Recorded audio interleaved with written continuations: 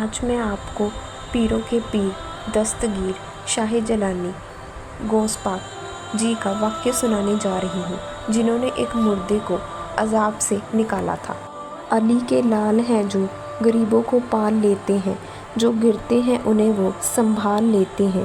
میرے غوث پاک کو اللہ نے وہ رتبہ دیا ہے کہ میرے غوث قبر سے مردہ زندہ نکال دیتے ہیں، دلوں سے درد کے کانٹے نکال دیتا ہے، بس ان کا ایک نعرہ مصیبت ٹال دیتا ہے۔ میں قادری ہوں، میرا پیر غوث اعظم ہے جو ایک ول میں 12 سال کی ڈوبی کشتی نکال دیتا ہے۔ اب میں آپ کو ایک بار کا واقعہ سنانے جا رہی ہوں۔ ایک بہت بڑا سا قبرستان تھا، یہاں پر کئی مسلمان لوگ دفن تھے۔ اس کے آس پاس کافی آبادی تھی اور بھی اچھے خاصے مکان بنے ہوئے تھے، اور اب تک لوگوں کو وہاں پر ایسی کوئی آواز سنائی نہیں دی تھی۔ اس قبرستان پر سکون ہی سکون تھا۔ ایک دن کا ذکر ہے کہ وہاں سے ایک دم عجیب و غریب آواز سنائی دینے لگی۔ قبرستان میں جو چیخوں کی آوازیں آتی، قبرستان سے گزرنے والے ڈر جایا کرتے تھے۔ جو آواز آتی تھی بہت زیادہ بھیانک ہوتی تھی، اتنی خوفناک ہوتی تھی کہ سننے والوں کا دل دہل جایا کرتے تھے۔ لوگ یہ سوچتے تھے کہ یہ کس قبر سے آ رہی ہے۔ کافی دنوں تک یہ پتہ نہ چلا کہ آواز کس قبر سے آ رہی ہے۔ پھر ایک دن کا ذکر ہے، ایک شخص وہاں سے گزر رہا تھا۔ وہ نماز پڑھ کے قریبی مسجد کے پچھلے دروازے سے نکلا تھا۔ وہ شخص بھی اسی قبر کے پاس سے گزرا جہاں سے مردے کے چلانے کی آوازیں آ رہی تھی، جو اتنی بری طرح سے چلا رہا تھا کہ کسی کی بھی روح کانپ جائے۔ اس آدمی کو بھی اب ڈر لگنے لگا تھا، اس کو بھی بہت زیادہ خوف لگ رہا تھا۔ اس دن تو یہ بات اس نے کسی کو نہ بتائی کہ کیا بتاؤں گا کہ مردوں کی قبر سے آواز آ رہی ہے، لیکن روز پر روز جب یہ آوازیں بڑھنے لگی اور اسے ڈرانے لگی تو اس نے اپنی متر کو یہ بات بتائی، تو وہ کہنے لگا یہ تو بہت زیادہ بری بات ہے، ایسا تو نہیں ہونا چاہیے، لگتا ہے بہت گناہ گار انسان تھا، یہ اس کی قبر میں عذاب دیا جا رہا ہے۔ اب یہ بات وہاں سے اور بھی لوگوں کو پتہ چلی۔ وہاں کے جو مکانی لوگ تھے وہ تو بہت زیادہ ڈرنے لگے تھے، کیونکہ اب آواز سب سن رہے تھے۔ جو اس قبر کے پاس سے گزرتا وہ آوازیں تو سنتا ہی، ساتھ میں اس قبر سے آگ بھی نکلنے لگی تھی، اور اس قبر کی آگ کی لپیٹ بہت زیادہ خطرناک تھی۔ قبر اب آگ کی لپیٹ میں تھی۔ یہ بات انہوں نے اس وقت کے مولوی کو بتائی کہ قبر سے ہر روز چلانے کی آوازیں آتی ہیں اور اس قبر کے آدمی بہت درد عذاب دیا جا رہا ہے، وہ بہت تکلیف میں ہے، اور اب تو حد یہ ہو گئی ہے کہ اس کی قبر سے آگ بھی نکل رہی ہے۔ کیا مولوی صاحب ایسا نہیں ہو سکتا کہ اس کے عذاب سے بچنے کے لیے خدا سے دعا کی جائے؟ وہ جو بھی تھا ہمارا مسلمان بھائی تھا۔ مولوی صاحب کہنے لگے کہ ایسا کیا جا سکتا ہے، کیا ہم اس کے لیے دعا کریں؟ پھر نماز پڑھی گئی۔ نماز پڑھنے کے بعد سب لوگ اس کے لیے دعا کرنے لگے، لیکن وہ دردناک سلسلہ اور بھی بڑھتا جا رہا تھا۔ ایسا لگتا تھا کہ یہ عذاب اور آگ کسی کی بھی دعا سے نہیں ختم ہوگی۔ تبھی ایک دن اس قبر سے آواز آئی کہ مجھے بچا لو، اب یہ مجھ سے عذاب سہن نہیں ہوتا، میرے لیے دعا کرو۔ سب لوگوں نے کہا ہم نے تمہارے لیے دعا کی ہے، لیکن ہم کیا کریں، یہ تمہارے اور اللہ تعالیٰ کا معاملہ ہے۔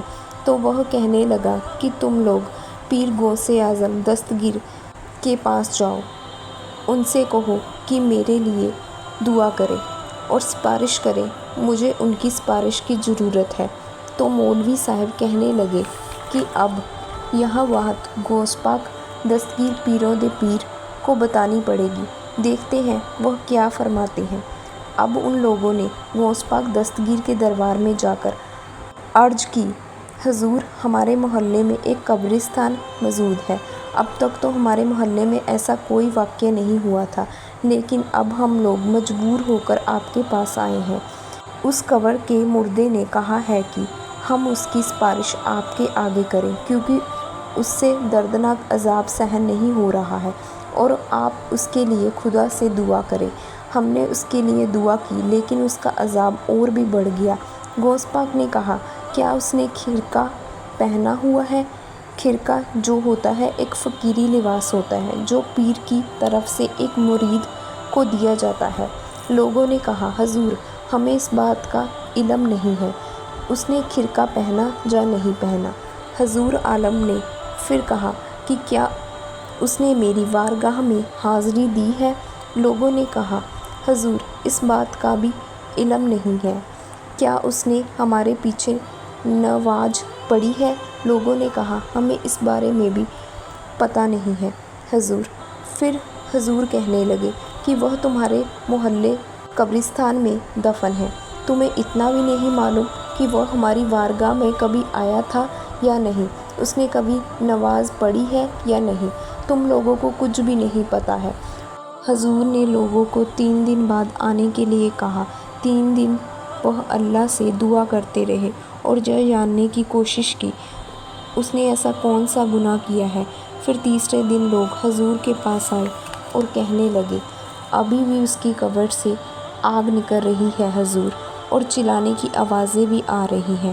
تبھی خدا کے فرشتے حضور کے پاس آئے اور کہنے لگے، ہم یہ دیکھ رہے تھے کہ اس نے آپ کی بارگاہ میں حاضری دی تھی کبھی، اور ہم یہ بھی دیکھ رہے تھے کہ اس نے خدا کی نماز عطا کی ہے کبھی، اور ہم نے دیکھا کہ اس نے آپ کی بارگاہ میں حاضری دی ہے اور آپ کو دیکھا بھی ہے، اس لیے اللہ نے اس کا عذاب معاف کر دیا ہے۔ اس طرح پیروں کے پیر غوث پاک دستگیر کی سفارش سے خدا نے اس کے گناہ معاف کر دیے۔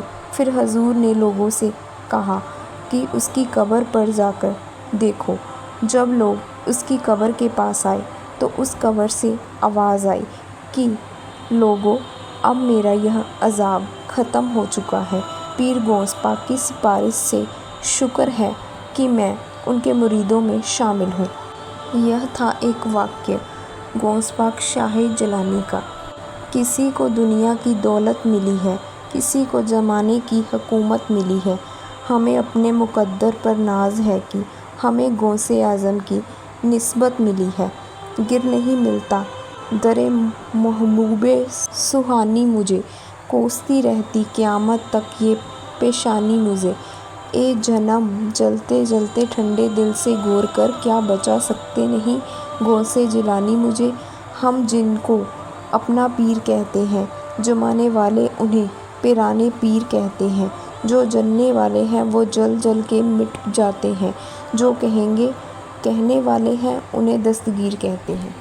اگر آپ کو یہ واقعہ اچھا لگا تو میرے چینل کو سبسکرائب، لائک اور شیئر کریں۔ خدا حافظ۔